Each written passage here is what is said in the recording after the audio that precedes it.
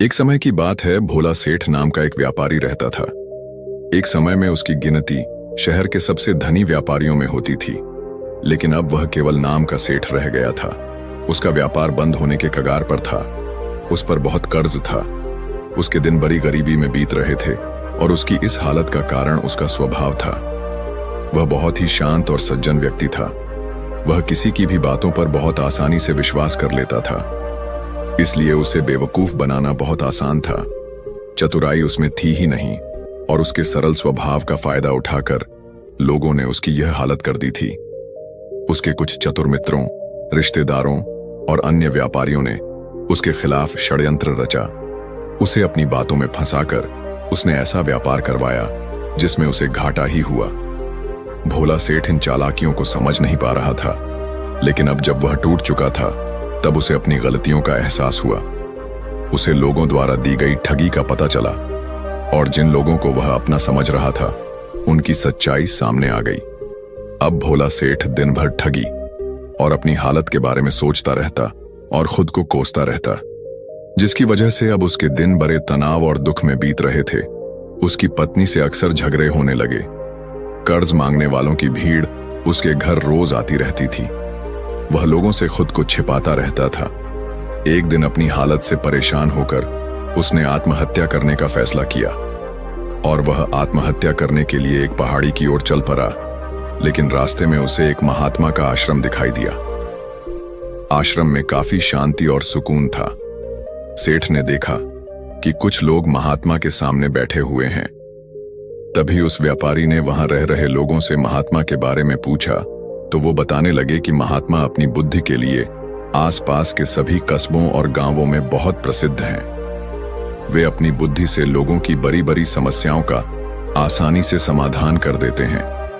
लोगों के मन की बात जानने और उनके झूठ को पकड़ने में वे माहिर हैं, क्योंकि उन्होंने मानव स्वभाव के बारे में गहराई से अध्ययन किया है और उसे समझने में महारत हासिल कर ली है।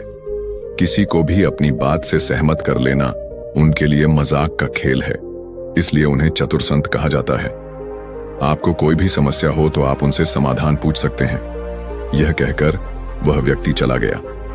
उसके बाद व्यापारी चुपचाप महात्माओं की भीड़ के पीछे बैठ गया और अपनी बारी का इंतजार करने लगा। शाम को पूरी भीड़ चली गई। अंत में सेठ की बारी आई। उसने महात्मा को प्रणाम किया और दुखी मन से अपनी सारी घटना बताई। महात्मा ने सेठ की बात भरे ध्यान से सुनी और फिर शांत स्वर में उत्तर दिया, इसलिए नहीं कि वह दूसरों का फायदा उठा सके या उन्हें बेवकूफ बना सके, ताकि वह दूसरे चतुर लोगों की चालों से खुद को बचा सके, खुद को नुकसान से बचा सके और दूसरे जरूरतमंद लोगों की मदद कर सके। आज मैं आपको समझाऊंगा कि आप लोगों से जो चाहते हैं वह कैसे पा सकते हैं। आज मैं आपको कुछ तरीके सिखाऊंगा जिनका इस्तेमाल करके आप लोगों और परिस्थितियों को अपने काबू में कर सकते हैं। आज आपको यह भी पता चलेगा कि धोखेबाज लोगों को कैसे पहचाना जाए और खुद को उनसे कैसे बचाया जाए। इस तरह आप एक साधारण इंसान से एक समझदार इंसान बन सकते हैं। लेकिन आज जो मैं आपको बताने जा रहा हूं, उसका इस्तेमाल किसी गलत काम के लिए न करें, बल्कि खुद को और दूसरों को बचाने के लिए बस मेरी बातों को ध्यान से सुनिए। जिस दुनिया में हम रहते हैं उसमें आपको कुछ चतुर लोग मिलेंगे जो भोले भाले लोगों का इस्तेमाल अपनी रोजी रोटी के लिए करते हैं। अब आप इन लोगों को कैसे पहचानेंगे जो ज्यादा बातें समझाते हैं? आपको इन पर ध्यान देना चाहिए। आपको उन पर ध्यान देने की आवश्यकता है, क्योंकि वे अपने झूठ से आपको बेवकूफ बनाने की कोशिश कर रहे हैं। जो लोग बार बार एक ही बात बोलते हैं वे झूठे हो सकते हैं। ऐसे लोग कई उदाहरण और जानकारी देते हैं ताकि आप उनकी बातों पर भरोसा कर सकें। जिस व्यक्ति से आप बात कर रहे हैं उसे जानने का असली तरीका है कि आप दोबारा सुने कि उसने क्या कहा। आप जान जाएंगे कि वह झूठा है या नहीं। जिस तरह से वह अपनी कहानी बताता है, जब आप उसे दोबारा सुने तो उस पर ध्यान दें। उसने आपको दोनों बार एक ही कहानी सुनाई या नहीं। दूसरी बात, अगर आप किसी ऐसे व्यक्ति को जानते हैं जो दूसरों से झूठ बोलता है तो उस पर कभी भरोसा न करें, क्योंकि जो व्यक्ति दूसरों से झूठ बोलता है वह आपसे भी जरूर झूठ बोलेगा। साथ ही आपको ऐसे लोगों से भी सावधान रहना चाहिए जो दावा करते हैं कि उनके पास पहले बहुत पैसा था जो अब डूब गया है, जिससे पता चलता है कि आप जिससे बात कर रहे हैं वह झूठ बोल रहा है। हाँ, ऐसा हो सकता है कि एक बार उसके पास बहुत पैसा था, लेकिन अब वह दिवालिया हो गया है। इसलिए यह समझदारी है कि ऐसे व्यक्ति को कभी भी पैसे से समझौता नहीं करना चाहिए। जो व्यक्ति खुद पैसे को संभालने में कमजोर है, उससे सलाह लेना समझदारी नहीं है। आपको अयोग्य लोगों से भी सावधान रहने की आवश्यकता है, क्योंकि यदि कोई व्यक्ति महत्वपूर्ण चीजों का ध्यान रखने में सक्षम नहीं है, तो ऐसे लोग अपने व्यवसाय या काम को संभाल नहीं सकते हैं। एक सच्चा समझदार व्यक्ति अपनी जरूरी समस्याओं पर अधिक ध्यान देता है, न कि बेकार की चीजों पर। एक और बात, जो व्यक्ति हमेशा अपनी बातों को दोहराता है और हर बात पर कसम खाता है, वह व्यक्ति झूठा होता है। इसलिए ऐसे व्यक्ति पर कभी भरोसा नहीं करना चाहिए। दूसरी बात, अगर आप सोचते हैं कि किसी व्यक्ति के साथ अच्छा व्यवहार करने से आपको हमेशा अपनी इच्छा के अनुसार परिणाम मिलेगा, तो आप गलत हैं।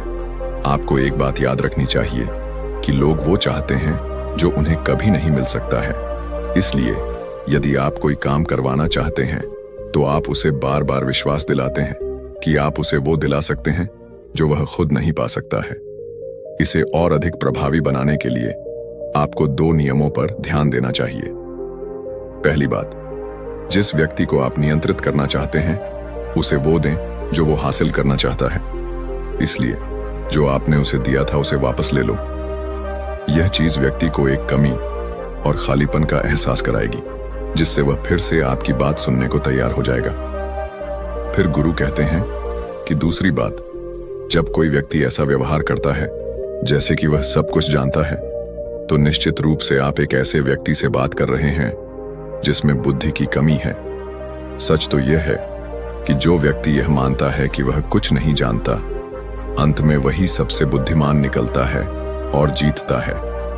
अगर आप अपने आसपास के लोगों और परिस्थितियों पर नियंत्रण रखना चाहते हैं, तो सबसे अच्छा तरीका है विनम्र और नम्र रहना। आपकी असफलता पर आपका अपमान होगा और आपकी सफलता पर लोग आपसे नफरत करने लगेंगे।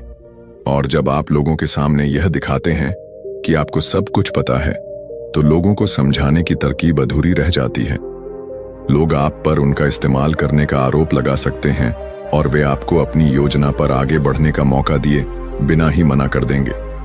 लोग हमारे भोलेपन, अज्ञानी और विनम्र होने के कारण हम पर संदेह नहीं करते कि हम उनसे काम करवा रहे हैं। जो व्यक्ति अपनी भावनाओं को छिपाने में माहिर होता है, वह आसानी से दूसरे लोगों को नियंत्रित कर सकता है। जब लोगों को लगेगा कि आप विनम्र हैं और आपका स्वभाव झगड़ालू नहीं है, तो वे आगे आकर आपकी मदद करना चाहेंगे। और हो सकता है कि तब वे आपको अपने बारे में ऐसी जानकारी दें जिसका इस्तेमाल करके आप उन्हें नियंत्रित कर सकें। और वे आपको यह सारी जानकारी देंगे क्योंकि उन्हें यकीन है कि आप उनसे नहीं लड़ेंगे। जो व्यक्ति यह मानता है कि उसके अंदर सुधार की गुंजाइश है, तो उसके सफल होने की संभावना कई गुना बढ़ जाती है। विनम्रता इसलिए भी व्यक्ति के अंदर आती है क्योंकि उसे लगता है कि उसे बहुत कुछ सीखना है, और उस मेहनत की कमाई को तब तक खर्च न करें जब तक आपको उस पैसे के बदले में वो न मिल जाए जो आप चाहते हैं। इसका मतलब ये है कि अगर आप बिना सामान लिए पैसे देते हैं, तो धोखा खाने के चांस बढ़ जाते हैं। ऐसा हो सकता है कि अगर किसी ने आपका पैसा पहले ही ले लिया है, तो वो अपना वादा ना निभाए।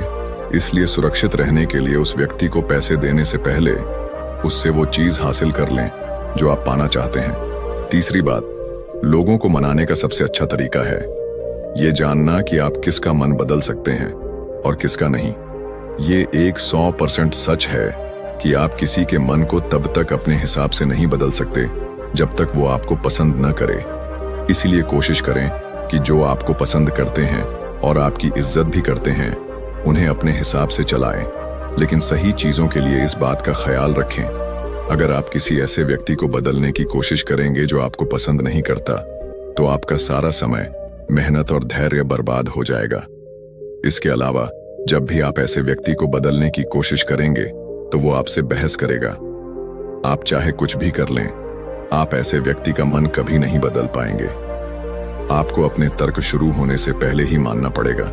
पहले ही प्रयास करना बंद कर देना चाहिए और खुद को रोक लेना चाहिए। याद रखें कि केवल आप उन लोगों को बदल सकते हैं जो आपको पसंद करते हैं और आपका सम्मान करते हैं। इसीलिए यदि आप किसी को बदलना चाहते हैं तो पहले उसके साथ अच्छे संबंध स्थापित करें और उससे मित्रता करें। इतना कहने के बाद महात्मा थोड़ी देर रुके और फिर आगे कहने लगे, अब मैं आपको कुछ ऐसी तरकीबें बताऊंगा जिनका उपयोग करके चतुर और धोखेबाज लोग दूसरों को बेवकूफ बनाते हैं और उनका गलत इस्तेमाल करते हैं। पहला तरीका, जब किसी चतुर व्यक्ति को अपना काम निकालना होता है तो वह अपने इरादे पूरी तरह छुपा कर रखता है, यानी वह झूठ बोलता है, सबसे महत्वपूर्ण बात को छिपाता है और केवल उतना ही कहता है जितना वह हमें बताना चाहता है। दूसरा तरीका, जो व्यक्ति चतुर होता है और दूसरों को गुमराह करना चाहता है, वह ज्यादा से ज्यादा ध्यान अपनी ओर आकर्षित करना चाहेगा, क्योंकि इसी तरह वह किसी समूह का सबसे महत्वपूर्ण हिस्सा बन सकता है, दूसरे लोगों को गुमराह कर सकता है या आपके कमरे का अपने फायदे के लिए इस्तेमाल कर सकता है। तीसरा तरीका, जो व्यक्ति लोगों को गुमराह करता है वह लोगों की भावनाओं के साथ खेलना बहुत अच्छे से जानता है। वह अलग अलग मौकों पर अपने फायदे के हिसाब से अलग अलग भावनाएं व्यक्त करता है, लेकिन सिर्फ दिखावे के लिए। कभी वह बहुत गुस्सा होगा तो कभी वह बहुत विनम्र होगा, कभी वह बहुत मिलनसार होगा तो कभी वह बहुत दुखी होगा। जिस व्यक्ति से उसका काम चलेगा वह उस व्यक्ति के साथ वैसा ही व्यवहार करेगा। चौथा तरीका, धोखेबाज व्यक्ति हर किसी की हमदर्दी सिर्फ अपने लिए पाने की कोशिश करता है। हर कोई उसे सबसे गरीब समझता है। उसे इस बात की परवाह नहीं होती कि आपकी समस्या कितनी बड़ी है। वह आपको हमेशा यह एहसास दिलाएगा कि उसकी समस्या आपसे बड़ी है और वह आपसे ज्यादा परेशानी में है, इसलिए आपको उस पर दया करनी चाहिए। आप उसके बिना काम नहीं कर सकते, लेकिन वास्तव में ऐसा नहीं होता। वह आपको सिर्फ यह विश्वास दिलाता है कि आप उसके बिना जीवन की कल्पना नहीं कर सकते। इस तरह जितना अधिक आप उन पर निर्भर होते जाते हैं उतना ही अधिक उनका आप पर नियंत्रण बढ़ता जाता है और वो आपसे अपना काम करवाएंगे। फिर गुरु अगला तरीका बताते हुए कहते हैं कि होशियार इंसान हमेशा कोशिश करता है कि किसी भी बड़े काम का श्रेय हमेशा उसे ही मिले। तारीफ उसकी ही होनी चाहिए, चाहे कोई भी करे, लेकिन वाहवाही सिर्फ उसकी होती है। इसलिए वो ज्यादा से ज्यादा लोगों का ध्यान अपनी ओर खींचना चाहता है। ज्यादा से ज्यादा लोगों को फंसाने के लिए होशियार लोग अक्सर सबसे मुश्किल काम दूसरों को सौंप देते हैं और आसान काम अपने पास रख लेते हैं, लेकिन कोशिश करें कि सारे काम का श्रेय खुद लें। सातवां तरीका, धोखेबाज लोग आपका सबसे अच्छा दोस्त बनने का दिखावा करेगा। वो दिखाएगा कि आपका उससे अच्छा दोस्त कोई नहीं हो सकता। इस तरह से आपके सारे राज जानने की कोशिश करेगा और गलत वक्त पर वो इनका इस्तेमाल आपके खिलाफ ही करेगा। इसलिए अपने राज बताने से पहले 10 बार सोचें, क्योंकि दुनिया में सबसे खतरनाक चीज धोखेबाज दोस्त होना है। इसलिए ये पहचानना सीखें कि कौन दोस्त है और कौन नहीं, क्योंकि वो चाहता है कि तुम बस ये बातें ही जानो। वो कभी भी पूरी बात तुमसे शेयर नहीं करेगा। वो सबसे जरूरी बातें छिपाएगा ताकि वक्त आने पर वो उनका इस्तेमाल कर सके और सारा श्रेय ले ले या अपना काम करवा ले। 9वां तरीका, एक चालाक इंसान कभी अपनी बात पर खरा नहीं उतरता। वक्त आने पर वो अपनी बात से मुकर जाता है। इसकी वजह कुछ भी हो सकती है। या तो वो चाहता है कि तुम ये मत करो, या वो जानबूझकर ऐसा कर रहा है। ये उसकी नीयत पर निर्भर करता है। 10वां तरीका, वो ऐसे दिखावा करते हैं जैसे उन्हें कुछ नहीं पता। वो सबसे मासूम है, हालांकि उस समय उन्हें उस घटना के बारे में सब कुछ पता होता है, लेकिन फिर भी वो आपके मुंह से सब कुछ सुनना चाहेंगे, क्योंकि कल अगर उनके मुंह से कुछ ऐसा निकल जाए जो नहीं कहना चाहिए था तो वो आपका नाम ले सकते हैं कि उसने मुझसे तो ऐसा कहा। इसलिए वे मासूम बने रहते हैं ताकि वे अपनी जिम्मेदारियों से बच सकें। जितना काम उन्हें मिल सकता था उससे अधिक के बोझ से बाहर रहते हैं। वे ऐसा जानबूझकर करते हैं ताकि कोई उन पर ध्यान न दे और वे महान चीजों से बच सकें। फिर गुरु कहते हैं कि अगला तरीका, दूसरों पर उंगली उठाना या दोष देना। एक चतुर व्यक्ति हमेशा अपने हाथ खाली रखना चाहेगा। इसका मतलब है कि उसे कोई मेहनत या ज्यादा जिम्मेदारी नहीं करनी है। इसलिए मैं दूसरों पर उंगलियां उठाता रहता हूं कि मैं यह काम अच्छे से नहीं जानता। वह इसे अच्छे से जानता है। यह दूसरी स्थिति आती है कि कहीं उनके रहस्य उजागर हो जाते हैं या सम्मान सामने आ जाता है, तब भी वे अपनी गलती दूसरों पर दोष देते हैं। अगला तरीका, एक धोखेबाज हमेशा झूठी तारीफ करेगा। वह वही कहेगा जो सामने वाला व्यक्ति उससे सुनना चाहता है, और वह ऐसा तब तक करेगा जब तक उसका काम पूरा ना हो जाए। इसके बाद वह लोगों के सामने उसी व्यक्ति की आलोचना करेगा और उसकी कमियां बताएगा। 10वां और आखिरी तरीका, वह आपके फैसलों को नियंत्रित करने की कोशिश करेगा। सबसे पहले एक धोखेबाज और चालाक व्यक्ति आपका सबसे अच्छा दोस्त और शुभचिंतक बनने की कोशिश करेगा। उसके बाद जब उसे यकीन हो जाएगा कि आप उस पर आंख मूंद कर भरोसा करने लगे हैं, तो वह आपके फैसले खुद करने की कोशिश करेगा। वह आपको यह एहसास दिलाएगा कि उसने आपके लिए जो फैसले लिए हैं वे आपके लिए फायदेमंद हैं, जबकि अंत में चालाक व्यक्ति को फायदा होने वाला है। तो ये थे वो तरीके जिनका इस्तेमाल करके आप लोगों को अपनी बात पर राजी कर सकते हैं, और चालाक और धोखेबाज लोगों की पहचान करके आप उनसे बच सकते हैं। भोला सेठ को उसके सारे जवाब मिल गए। उसने महात्मा को उनकी बहुमूल्य जानकारी के लिए धन्यवाद दिया और अपने घर वापस लौट आया। तो दोस्तों, उम्मीद है इस वीडियो से आपको काफी कुछ सीखने को मिला होगा, और अगर कुछ सीखने को